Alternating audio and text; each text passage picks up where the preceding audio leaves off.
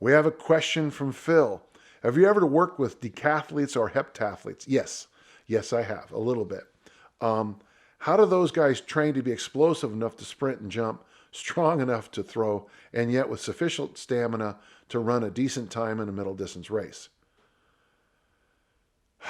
Well, the problem is that they struggle. I mean, watching the 1500 at the Olympic decathlon is really difficult sometimes because these athletes are tapped out.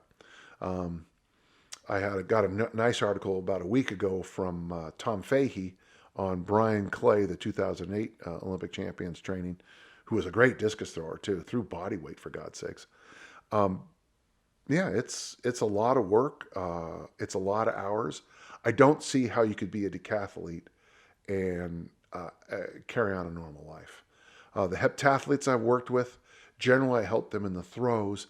Many of them come in as being very good hurdlers and long jumpers, but they struggle a little bit with the throws. And really what I try to use is the same language from the jumps to explain the throws as best I can.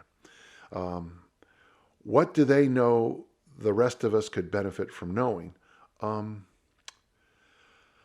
Well, I don't know if they know anything that the rest of us don't know, but the idea that when you're trying to piece together somebody who's really good at 10 different events, it gives you a lot of insights about specialization.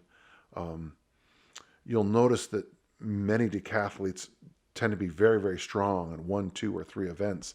And nowadays, very often, they're just, somebody told me they're the second-rated pole vaulters, because you get so many points in the pole vault now, which is kind of unfair. In the discus, for example, throwing 40 meters and 50 meters, the point difference just isn't that great compared to, in the vault, and I don't know the actual numbers. What could we know from them? Yeah, I mean, if you want to be the greatest athlete in the world, which I still think is decathlon, you're gonna have to spend a lot of time learning a lot of different things, and good luck on that. I know it wasn't my best answer I've ever had, but